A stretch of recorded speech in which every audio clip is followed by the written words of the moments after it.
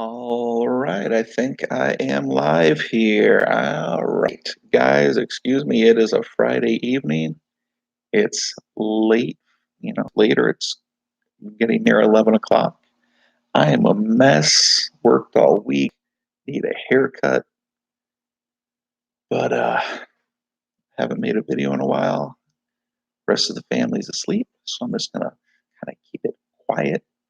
Hope you can hear me. Just let me know in the comments if I'm not talking loud enough, but as long as you can hear me.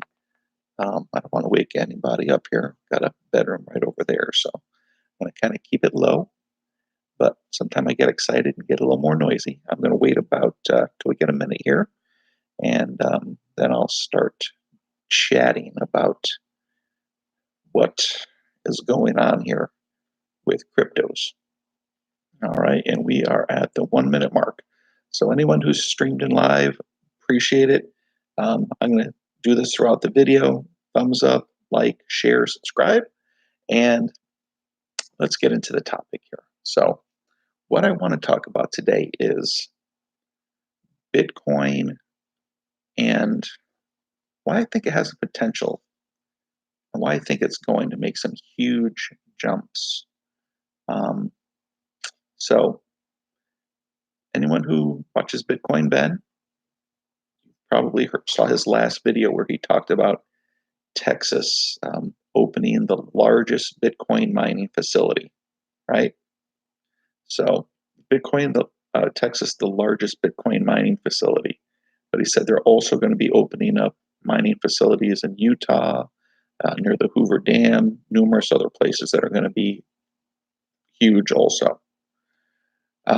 We've got Russia coming out and saying that they want to mine at least 20% of the remaining Bitcoin. There's only 3 million Bitcoin left. It's not a lot. All right. And then you've already got China, who I think still is the overall leader of mining of Bitcoin. So you've got all these players coming in here almost at the end of what's available to mine in Bitcoin, right? There's only 3,000 left. But now you've got Texas and Utah and America coming in with all these miners. You've got Russia taking a factory that was closed down and they want to turn it into a whole mining facility.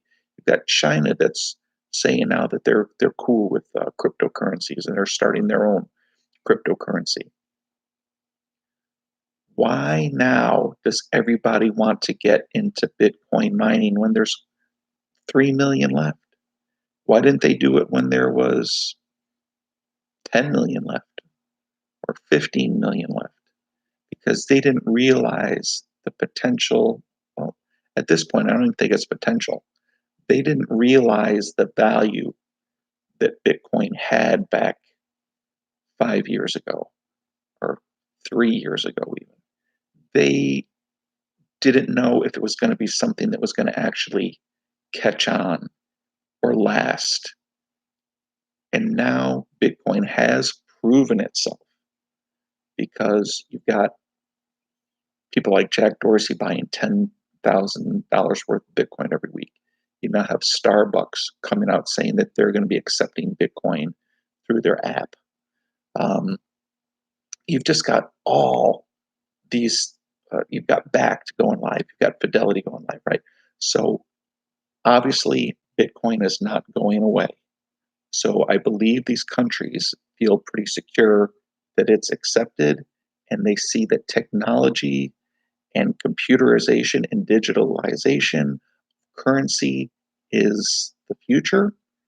They know that regular fiat currency is losing value, it's inflationary, and it can be manipulated, it can be duplicated, it can be counterfeited, it is not traceable.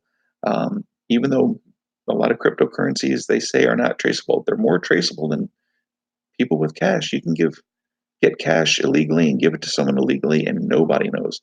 Cryptocurrencies, at least there's an address that they can follow. So they're starting to realize that Bitcoin is not going away. Oh, hey, Steven, how you doing? I'm talking quiet here because I got people sleeping in here, and I haven't done a video, but I wanted to make one tonight.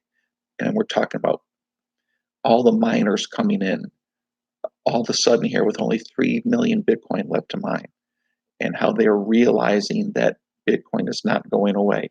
So you got to figure, if Texas builds this whole facility, if Russia takes this whole building, now they have to pay for the building, they have to pay for all the mining equipment, they have to pay for the electricity, they have to pay for someone to work there and monitor it, they have to pay for repairs of equipment. Um, they have to work for. They have to pay an accountant, someone to tally everything. Um, so hey, FN based, how you doing? So if they're all getting in right now, they must know that Bitcoin not only is not going away, but the so few Bitcoins that each one of these places is going to be able to mine, because now it's getting broken up. It's not like just China, big boy on the block, doing most of the mining. It's multiple countries doing massive amounts of mining. They're all going to be competing with each other um, for these last 3 million Bitcoin that are going to be mined, right? So I'm starting to think now, maybe John McAfee is not so crazy after all. You know, when he said that the last Bitcoin that's mined is going to be worth, he said something like $1 trillion or something like that. Um, I'm starting to think maybe he's not so crazy in thinking that Bitcoin is going to be worth $1 million or $2 million by 2020. You know, when he first said it, I thought it was just for shock value. And it still seems like Bitcoin would have to go absolutely ballistic to do that. But on the other hand, why would countries spend hundreds and hundreds of thousands, if not $1 million or more dollars, on putting together mining facilities, buying all these miners, paying people to watch it, paying for the electricity, if they didn't think it was going to be worth more than what they've invested in it? Otherwise, these countries would just go ahead and buy Bitcoin, right? Which I'm sure they're doing anyway. Whenever it dips, they're in there buying it. But I think they don't want to spook it too soon. And I've been saying this for a while. They don't want to go in and just start buying Bitcoin when they can mine it and nobody knows how much they have. Because once the market sees it start to move, and now you've got whales that are able to buy like that on places like Backed and Fidelity and other large. Now, remember, Bitcoin is not just an American thing, it's a worldwide thing that people all over the world can buy. You've got whales, you've got over 21, I think you've got like 24, 28 million millionaires in America. That's just America. You've got, Saudi Arabia, you've got China, you've got Japan. You've got a lot of wealthy people throughout the world. I don't know how many millionaires there are. If anybody knows, please comment. But once these whales, I mean, if they see Bitcoin start to go, and when they start to realize, because a lot of people are very uneducated on Bitcoin, they're starting to learn though. And when they do learn, and it's not that difficult of a thing to learn, it's a common sense thing. It's a supply and demand thing, which almost everybody can understand, no matter how dumb you are. You know what I mean? Um, when this happens, when these whales start getting in and they know that Bitcoin can go up to not just a million, not just 2 million, 10 million, 100 million, 500 million, $1 trillion. I don't think the last Bitcoin will be mined until, uh, I mean, 50, 100 years. It's a long time away, but we're getting to the point now with this happening where the amount is going to shrink significantly. It's going to be below the rate of inflation, which already makes it profitable. Okay. Before it was more speculative. Right now it's still considered speculative, but once we get and be speculative in that it was still more they made more Bitcoin than it was worth, and it was still an inflationary commodity, right? Plus it was speculative because people didn't know if it would catch on. People didn't know if other people would accept Bitcoin. But now it's obviously accepted by people. It's going to be on Starbucks apps.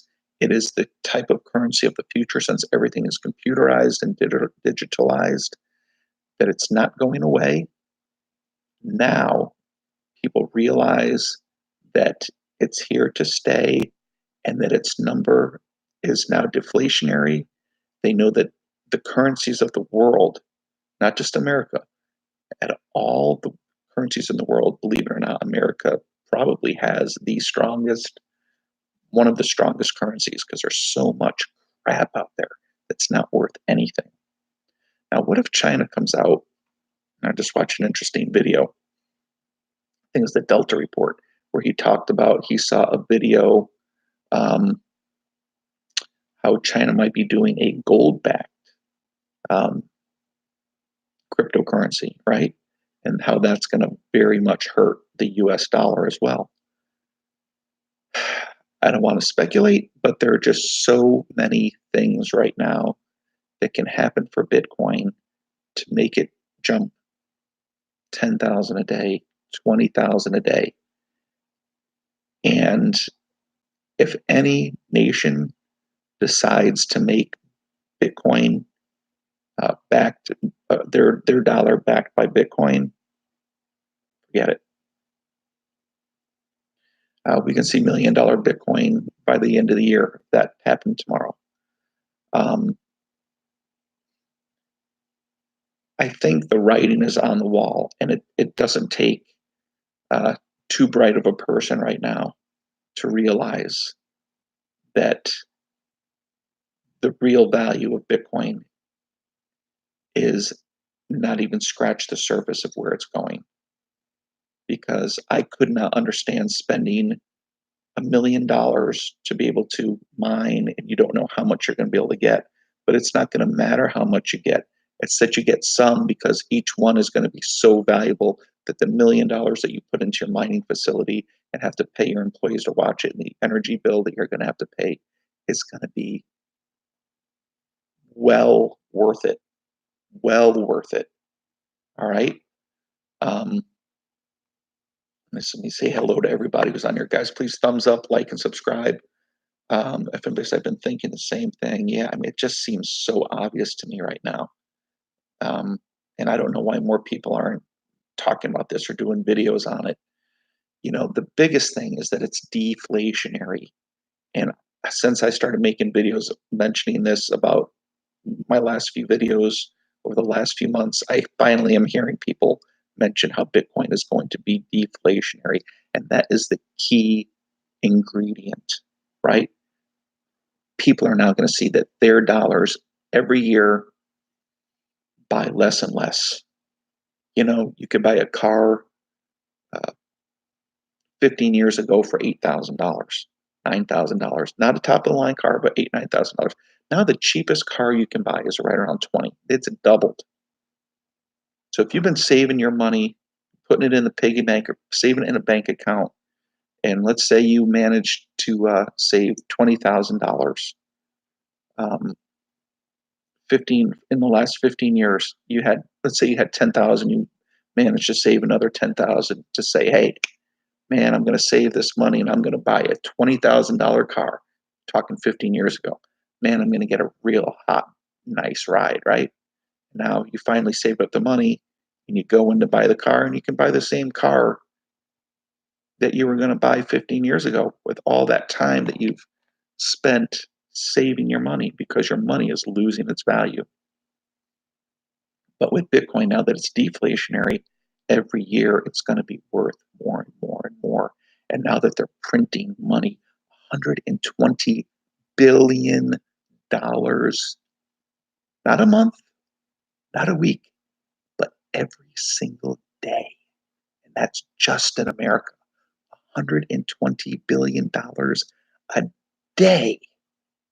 What do you think that's going to do to the currency? With all that money going out there, you think some of it's going to find its way into Bitcoin? Every dollar that goes into Bitcoin makes Bitcoin more valuable because every dollar that goes in there makes that Bitcoin one Satoshi less that someone else is going to be able to buy. And that one Satoshi less brings down the supply by that much more. And it makes Bitcoin that much more valuable. How is Russia even going to find that much equipment? It's backlogged big time. Yeah, I know it's really hard to get the mining equipment since it is in such demand, especially the high-powered mining equipment, the ASICs and the mining equipment that you need nowadays. It's been backlogged for 6 months at least maybe longer. Um, I don't know if they're just going to be willing to pay a higher premium for it, if they're going to buy it off of other people. But this is what Russia said. They want to mine 20% of the available Bitcoin, which is only 3 million, and every day that 3 million becomes a little bit less, right? Guys, it's inevitable without something drastic happening. The only thing right now that I could ever see happening that would bring down the price of Bitcoin would be some type of quantum computing that could break the codes, the encryption. But Bitcoin is designed that when it is attacked to to stop it and change its algorithm. So it would constantly be changing. So it'd be a constant battle. And I don't even think that that would affect it because even if they were able to um, figure out, one person's code for one portion of a Bitcoin, I mean, well, if I guess if Bitcoin was worth billions or hundreds of millions of dollars, then maybe it'd be worth it. But once people have it locked up on a cold storage, then there's nothing that a quantum computer can do to it. You know what I mean? It's yours. And they say that that's a very far-fetched, highly unlikely, improbable thing. That's the only thing, or the only other thing would be countries totally banning it, and it would have to be a worldwide ban. And even if countries ban it, people can still buy it. Of course, it would definitely hurt the price. There's no doubt that it would hurt the price. Let's see what else. But that was a great question, FN based. In the future, everybody will hold, and the only way you can get it is to mine it. Yeah. Well, that's an excellent point. That's probably another reason why they're going into the mining because the HODL army is strong. You've probably seen the meme where it's the Terminator meme, where the guy from the Terminator, not the Terminator, but the guy from the future who comes back to save Sarah Connor, is saying there's an army of hodlers out there. They will not sell no matter what, no matter how low the price goes, no matter how much FUD there is, uh, and they're going to hodl no matter what. I'm one of those people. You know, I may eventually sell a portion to pay back what I put into it. And of course, everybody wants to have a better lifestyle. So, how do you have a better lifestyle if you keep it on your cold storage wallet all the time? You've got to actually spend some of it to improve your life, right?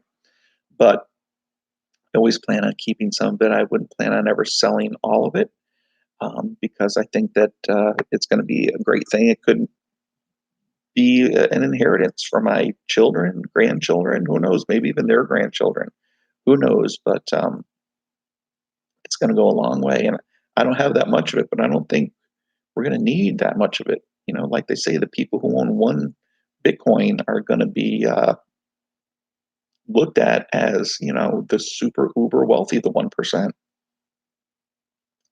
Let's see. Sorry, tuned in late, was over listening to Bernie's Live.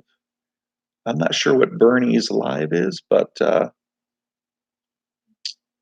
you want to comment on what he talks about and if it's worth listening to, I may check it out. I haven't heard of Bernie's Live.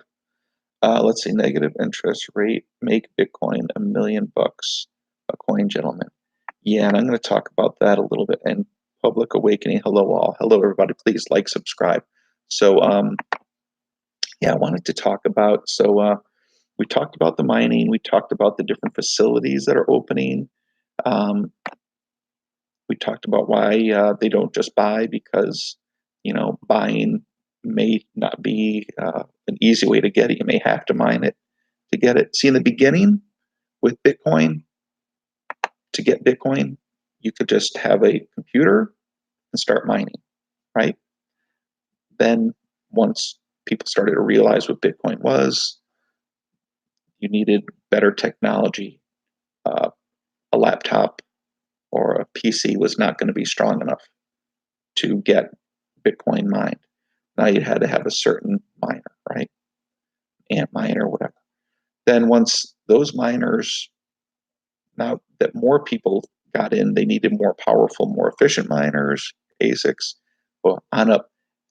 Now, eventually it's going to get to the point, like I said, where first you can do it with a laptop, PC, this miner had to keep going up to the point where you're not going to be able to get Bitcoin at all.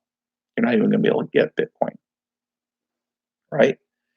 You can just see the progression every stage that it goes in. So now you can still buy Bitcoin. There's going to be a point where you're not even going to be able to buy Bitcoin, or you're going to be able to buy a very small portion of a Bitcoin.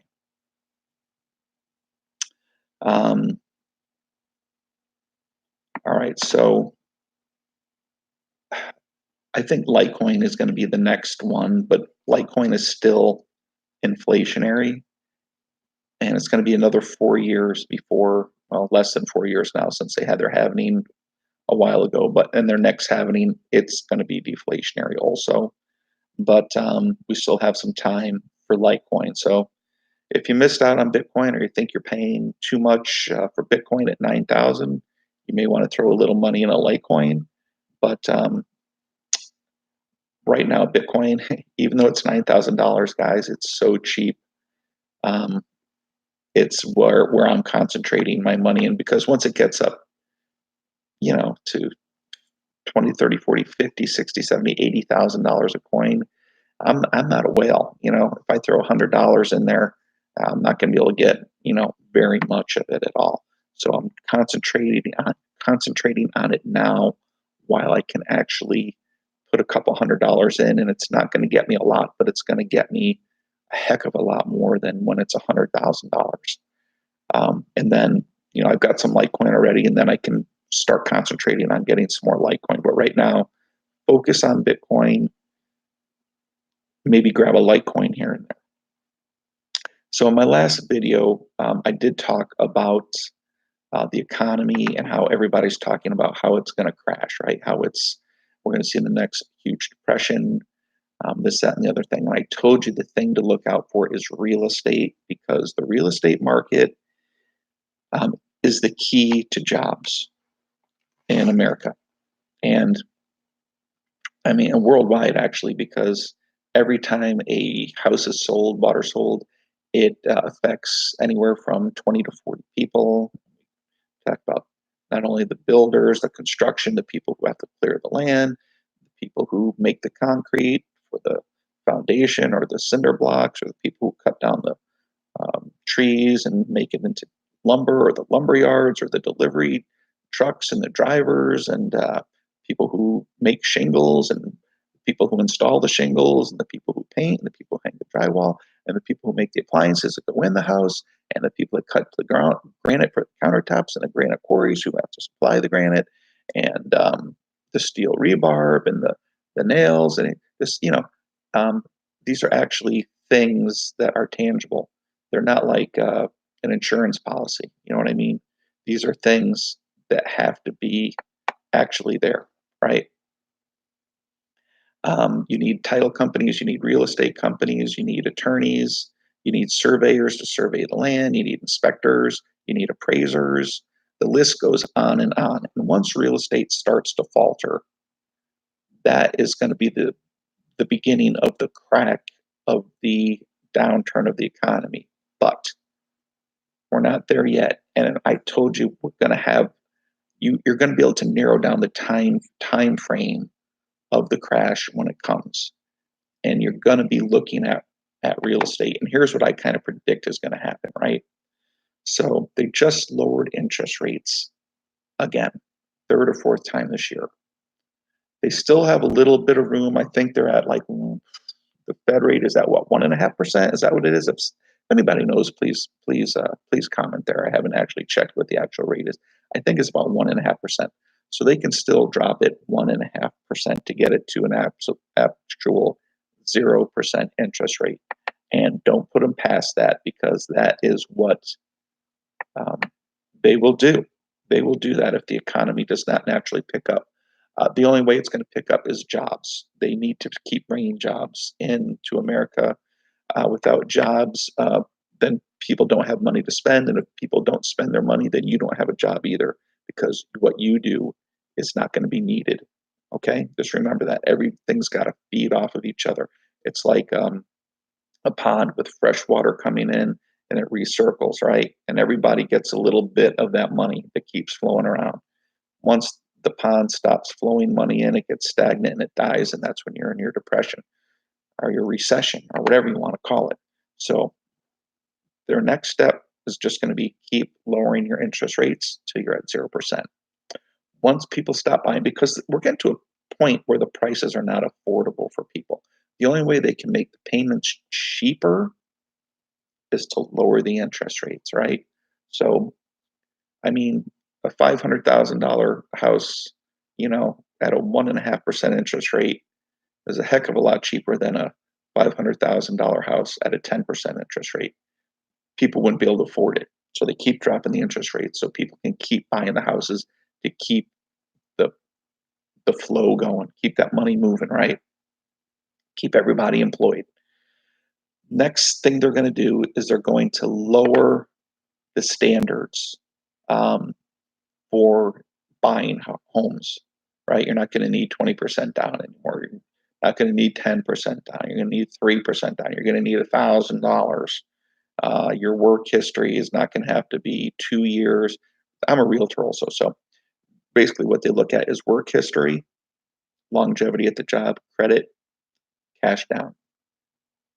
So basically,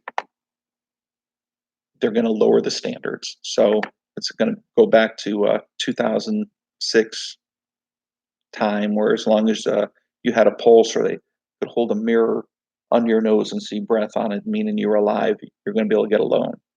But eventually, that's going to dry up also, because um, smart people are going to be very cautious about buying homes when they see the interest rates at zero and they see the prices up 50, 60, 70, 100% from where they were a few years ago. And smart people like you and I, because we're talking about it, are going to know it's not a good time to invest in real estate. Of course, you will get some that will help, but it's going to come to an end pretty quick, because the prices are already so inflated that even if you only have $1,000 to put down, and you're trying to get into because the prices of the houses have gone up so much, the cheapest house is $400,000. You're still not going to be able to afford it. You're going to be foreclosed on in no time.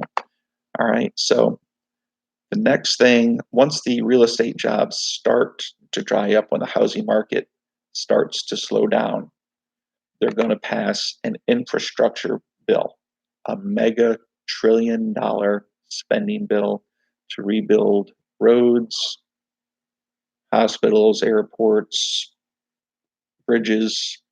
So this isn't going to solve all the problems, but it's going to keep some of those people that were in construction building these homes, it's going to give them an option at least to have a job, right? So it may not be quite as good as real estate, but you're still going to need the concrete to build the roads, the tar, the trucks to deliver it, the people to put it down, to do the work, the labor, um, the guys that paint the stripes on the roads, the guys that build the signs for the new roads. So it will still have job creation. So what you're losing in real estate, you're gonna hopefully gain with this infrastructure bill.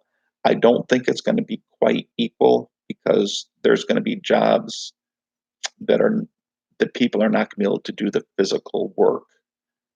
It's going to be more for the laborers, which it's going to help that, and it's going to help some of the things that we talked about, but it's not going to be quite as beneficial as real estate. So they're going to keep going with that for as long as they can as well, because remember, they can print out money unlimited, so they can keep putting money into infrastructure. Um, but once they see that start to crack, because they know that that's going to be basically young to middle-aged men that are going to be able to do that type of work, be out in the elements, in the rain and the cold and the 90-degree weather, building and doing stuff like that. So it's not a job for everybody, and it's not going to be quite give quite as many jobs. So the next thing they're going to do is start to give, and you'll know that this is it once they start to give major tax breaks and these one-time tax. We're going to give everybody a $500, $1,000, $2,000 refund in the mail. By that time, things are already going south. And these are the things that you need to look for when you know that the economy is about to crash. By that time, you should have your cryptocurrencies. You should have some gold and silver. You should have some supplies, as far as things that will be in demand, that may not be easy to get because they're expensive. Now, if we did ever have any type of a major catastrophe, that's when stuff can get really bad. And that's why I mentioned you should have some essentials in your house stored up.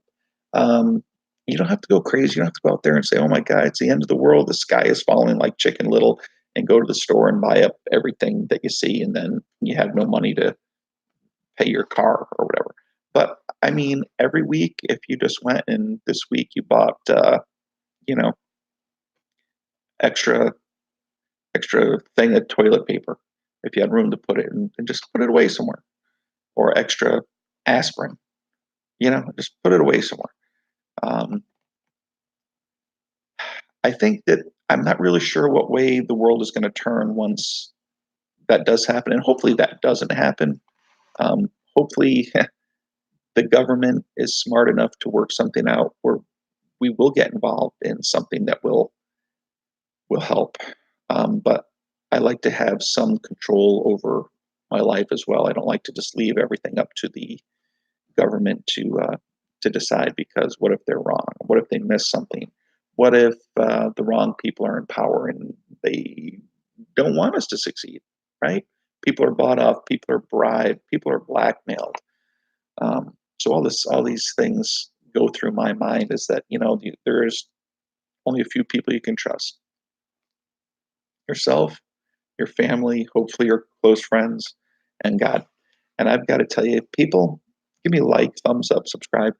I have gotten so much more spiritual this last year than I've ever been in my life. And um, I don't know if anybody else out there can feel it. And I think it's more than just a great awakening. I think that God is really reaching out and touching people. But I'm going to be doing some interesting things here within the next few months. I'm going to be doing a fast. I'm going to try to do a 7-day, a week-long fast, and I'm going to have some very interesting videos as well coming up in the near term future. But guys, been on here over 30 minutes, so let me sign off here. So please, guys, kiss your spouse, your boyfriend, girlfriend, hug your kids, pet your pets. God bless each and every one of you.